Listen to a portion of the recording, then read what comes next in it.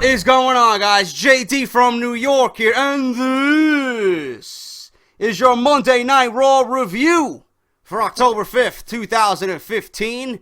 Monday Night Raw each and every week, as always, was a piece of shit. Live on the USA Network.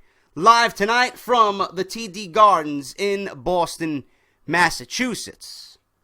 It's not even 11 o'clock yet, man. The clock has not even struck 11 p.m. here on the East Coast, and I'm sitting behind this fucking microphone doing a Monday Night Raw review. What does that mean to you, and what does that mean for me? Well, it means that Monday Night Raw right now, as I record this review, is still airing live on the USA Network. John Cena is right now in the ring with Big E, challenging for the United States Championship. John Cena's United States Open Challenge. One of my favorite parts of the show because it's always exciting. The intrigue about who could it be? Who's next to challenge for the United States Championship? Right? I don't know, man. I really don't know. I went on Twitter and I stated, listen, it's common sense to me. WWE has an NXT special event on Wednesday. At least once this week, we'll get proper wrestling, guys. At least once this week. We have to wait another 48 hours, okay? But it will be happening this week on the WWE Network. Raw may be a piece of shit, but you guys can at least look forward to 2 hours of quality, uninterrupted fucking television when it comes to professional wrestling this Wednesday. Make sure you have yourself a nice couple of cold beers lined up in the refrigerator. Have some pizza rolls, some chicken wings. It's going to be a good night, man. So we, as wrestling fans, can look forward to that. Unlike Monday Night Raw and tonight's piece of shit, as always, each and every Monday. But I was stating on Twitter, doesn't WWE have a special event going on? I mean, why must they continue the angle, which made no sense from last week? It really didn't make any sense. Nobody cared. When fucking Xavier Woods challenged for the United States Championship, nobody cared. Nobody. I don't even think people remember what happened last Monday night, man. I don't even remember if people realized there was a Monday Night Raw period last week. That's how bad it was. But we come on here each and every week, and my brother tweeted me 3 times tonight. This show is dreadful. He wishes there was baseball playoffs so he didn't have to fucking sit through this fucking pathetic garbage. This is the worst Monday Night Raw I've ever seen. And he don't even watch the product every fucking week. He's a casual viewer. He doesn't sit here like me each and every week and watch hours upon hours of WWE programming. This is from a casual fan, whose opinion I respect because he's one with a logical fucking head. Monday Night Raw, if you cannot see it, and I know you guys are out there, the fucking goons out there, who fucking tell me, oh, JD, you're critical of the product, enjoy it for what it is. This is like me settling for a fucking C-plus girlfriend. Settling for average. She wears glasses, she's maybe 190 pounds. She loves chocolate cheesecake. This is what I'm coming home to every night. I'm gonna be happy with that? She has dinner ready for me, and before I get home, the entire fucking meal is gone. Yeah, what a great life to live. When I lay in the fucking bed and we're laying next to each other, all I feel is fucking rolls upon rolls upon rolls. I'm settling for fucking a mediocre life. One that I'm not going to be happy with. This is Monday Night Raw each and every week. Seriously. This is Monday Night Raw each and every week. Instead of fucking going to bed with the Pillsbury Doughboy times 10... why don't you give us quality fucking wrestling? Hey, Vince, listen to me, bro. I want to give you a homework assignment, my friend. Really. I really want you to sit down and fucking do this assignment. And I want you to become a better individual for it. I'm reading online. Vince McMahon is overly critical of the fucking writing team. He's micromanaging. And I'll report this on Out of Nowhere with Joe Cronin. And I'll report this on Off the Script on Friday. He's been micromanaging now that Monday Night Football is back, which is causing Monday Night Raw ratings to fucking tank. Vince McMahon, your homework assignment is at 7:59 p.m. on Wednesday, Eastern Standard Time. I want you to sit down. I want you to grab a cold beverage, wherever you may be. And I want you to watch NXT, bro. 2 hours. You're going to see that 2 hours fly by, man. Just like the Pillsbury Doughboy I'm going to sleep with every fucking night is eating my fucking food in record time. The time is going to fly when you watch NXT TakeOver. Respect. And I'm not dating the Pillsbury Doughboy, to be perfectly honest with you. All right? That's just an analogy, goons. Next thing you know, you're going to get the hashtag going, JD is dating fucking the Pillsbury Doughboy. Or whatever the fuck you guys will come up with. I'm using that as an analogy, man. Raw is average. Raw is average not even average, man. It's a piece of shit. But WWE is settling for, oh, whatever. We'll put whatever on the fucking TV. People are going to watch it anyway. This is their mentality each and every Monday. I don't even give a fuck what happens in the Big E match against John Cena. I just don't care. I just don't care. Is this going to line up a challenger for John Cena at Hell in a Cell? Probably not. WWE could have did right by Tyler Breeze, Finn Balor, Samoa Joe, a Baron Corbin. Don't they have a tag team memorial finals to fucking promote? Huh? Dusty Rhodes, doesn't that ring a bell, WWE? Why wouldn't you want to promote that to get someone in the ring with John Cena and the announcers can build that guy up or whoever's in the fucking match and promote the NXT TakeOver event on Wednesday? I just don't get it. I really don't get it. It's like Vince McMahon really hates the wrestling fan, the average wrestling fan that watches his product. I don't even know where to begin with this show, man. This show didn't even have a theme. There was no theme spread across this show. We have Brock Lesnar come out to open the show. We have Brock Lesnar and Paul Heyman to come out, open the show, and he disposed of the Big Show in 6 minutes on MSG, just like I knew he would. Just like I knew he would. And now they said that their focus is turning to Hell in a Cell and The Undertaker. They're about to step inside Devil's Playground, and The Undertaker thinks it's his match. And Heyman says, just like WrestleMania was his match, right?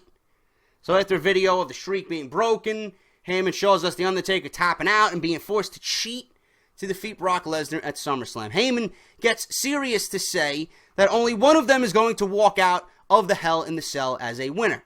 Only one of them is going to walk out of that cell at all, and that is a spoiler. So before you know it, man, I couldn't even fucking reach for my NyQuil fast enough. I didn't have it on reserves because Brock Lesnar was in the ring. I didn't think I was going to need it. Big Show comes fucking fumbling down. Ooh, he fucking comes fumbling down to the ring. And Lesnar's leaning against the fucking ropes and smiles as the Big Show talks about what a fight that was at Madison Square Garden. What fight, man? You got destroyed in 6 minutes in front of 18,000 fucking people at Madison Square Garden. What kind of match was that, bro? All the hype, all the shit you talked about, and you went down in 6 minutes. I don't understand it. What match? What is he talking about? Is he fucking delusional? Did he dream of a great match with Brock Lesnar? I don't know what Big Show's talking about, man. Maybe he took too much NyQuil and went out to the ring fucking fumbling over his words, man. His memory jogged a little bit. I don't know. Show offers him a handshake, but Brock just walks past him. Why would you expect Brock Lesnar to shake your hand? Brock Lesnar doesn't need to shake your hand, you fucking asshole. And then he wishes him bad luck against The Undertaker and hopes Brock loses again. So what happens? He's met with an F5, and Big Show is laying on the mat again. But before that, they advertised a fucking tag team match, which was supposed to be one of their semi-main events. Yeah, great change, Vince McMahon. Big Show yet again in a headlining position on Monday Night Raw. This time teaming with Seth Rollins against the Dudley Boys. Did that match happen? No, because Big Show was fucking taken out by Brock Lesnar. Thank Christ, Brock Lesnar did us all a favor, man. He saved at least a few bottles of NyQuil being downed during Monday Night Raw. So Seth Rollins was without a partner at this point in the show. It was supposed to be a handicap match, right? Seth Rollins thought it was going to be a handicap match with him going against 2-on-1 against the Dudley Boys. We move on. Randy Orton and Roman Reigns and Dean Ambrose. The trifecta versus the Wyatt family. You got Strowman, Harper, and Wyatt. This was a great match. I'm not going to lie. Very exciting. Typical fucking shit that we usually see from all six guys. Nothing new here. If you've seen one match with these fucking six individuals, you've seen it all. There's nothing new. They're not breaking new ground. They're not fucking creating a fucking new science experiment or a fucking scientific theory, whatever the fuck I'm talking about. There's nothing new here, man. Nothing new. All right? But the match was exciting. The Boston crowd was into it. But what I want to know is, they can put on a great match for all I care. I can sit here and fucking praise all 6 of them for putting on a great match. But what did this match accomplish? Nothing. This match accomplished nothing. And then we're going into Hell in a Cell with Bray Wyatt and Roman Reigns. This match doesn't need to be in Hell in a Cell, guys. This match does not need to be inside Hell in a Cell.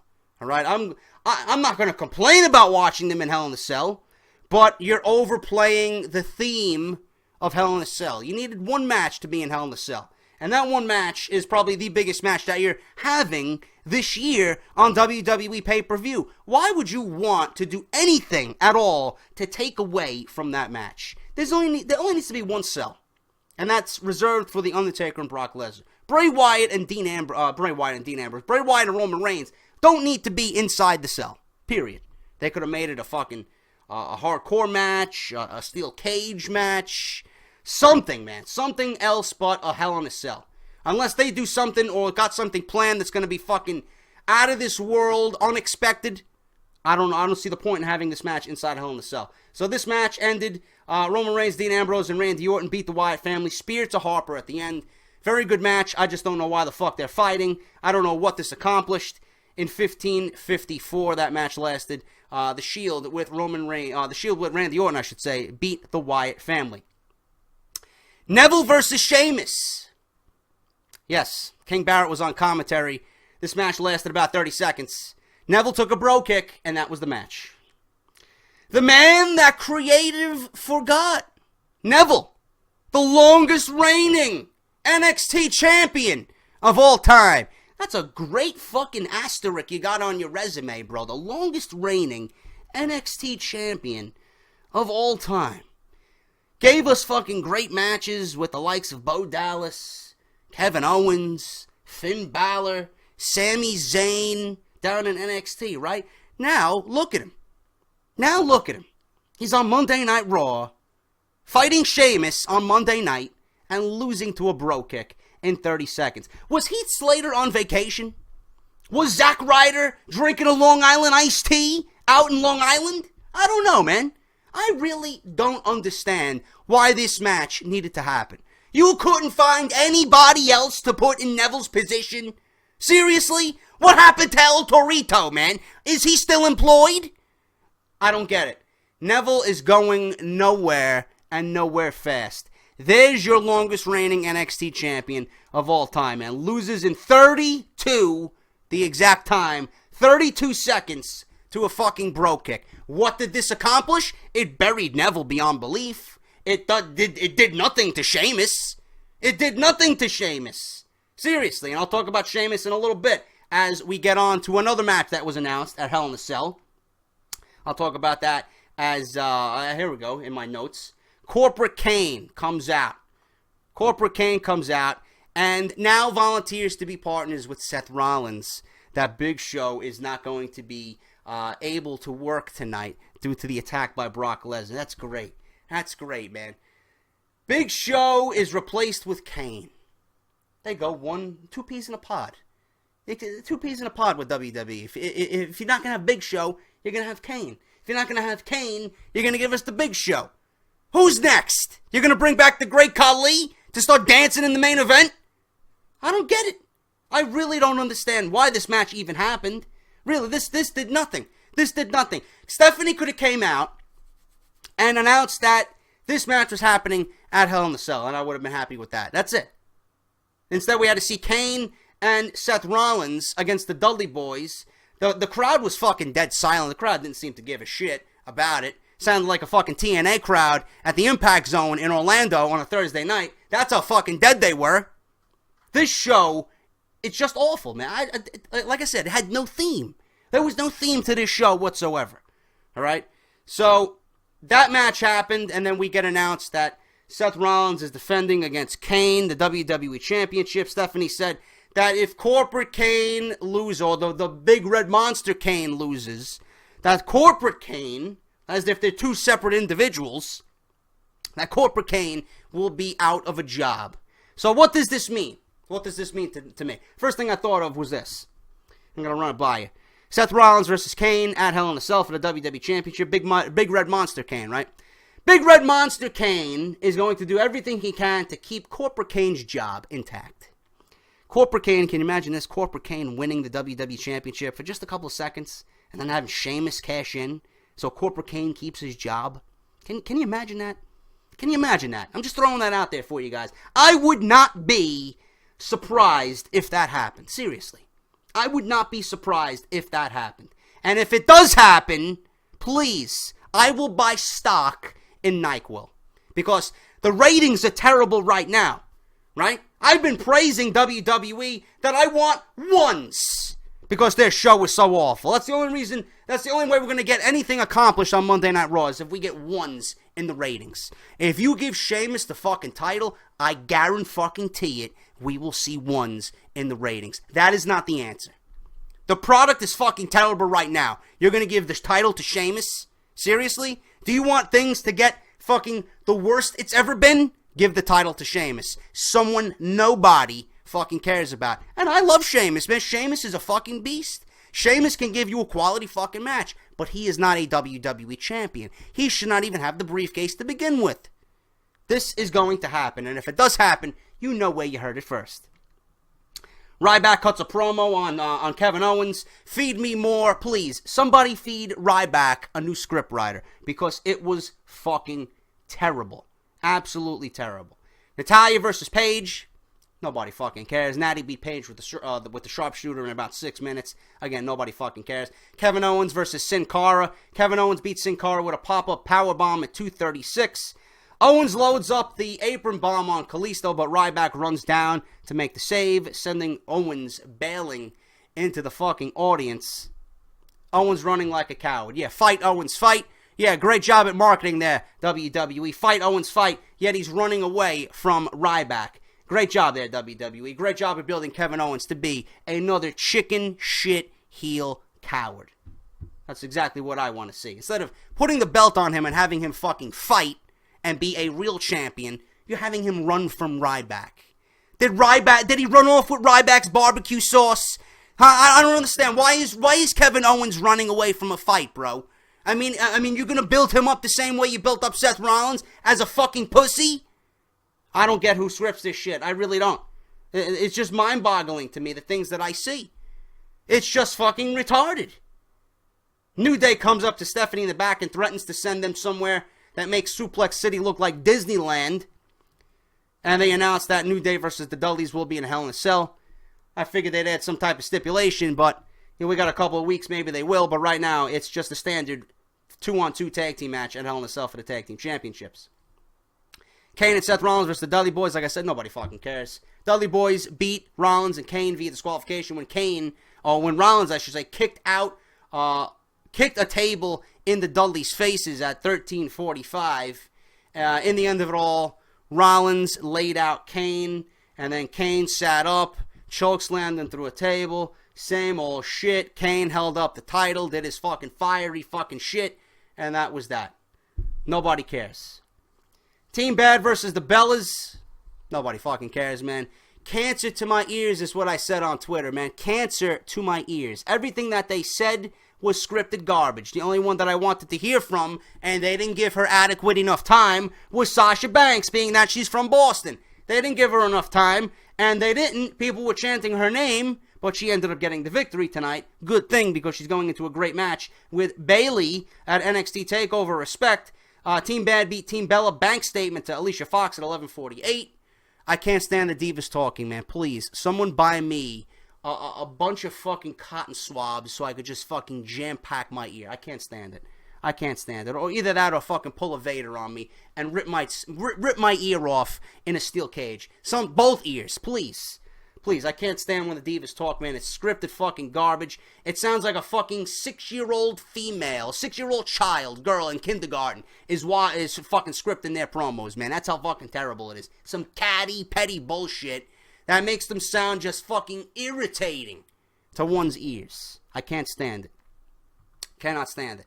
And then we got the fucking Rusev and Summer Rae shit. The only thing about this shit that I actually enjoyed was that Rusev said, listen, bitch, and he didn't say those exact words. Listen, I will marry you, but I want championship gold around my waist before I put gold on your finger. Will Rusev slowly start turning into a fucking man instead of a fucking cowering pussy? Well, we'll find out next, man. I hope so, because Rusev certainly needs to be reinvented here after this fucking piece of shit angle. And I really don't understand it, man. Where's Lana? Just get them back together, please. Spare everybody the fucking agony of watching this fucking bullshit in the middle of the ring, man. Seriously, I'm not watching a fucking a Days of Our Lives episode, man, on NBC. I'm really not. This is Monday Night Raw. There's nothing raw about Raw. It's fucking garbage. Each and every week, man. And I'm going to be on here each and every week giving you guys the same fucking attitude. When there's a right show, that's when we'll get a decent fucking review right here on my channel. But that's the review, guys. I don't even know what happened in the main event. I really don't even fucking care. John Cena, I'm sure, retained the title. But that's about it, guys. If you enjoyed the review, hit that thumbs up. Let me know what you guys think down below. And I'll be back on Wednesday at 11:30 Eastern right here on my channel.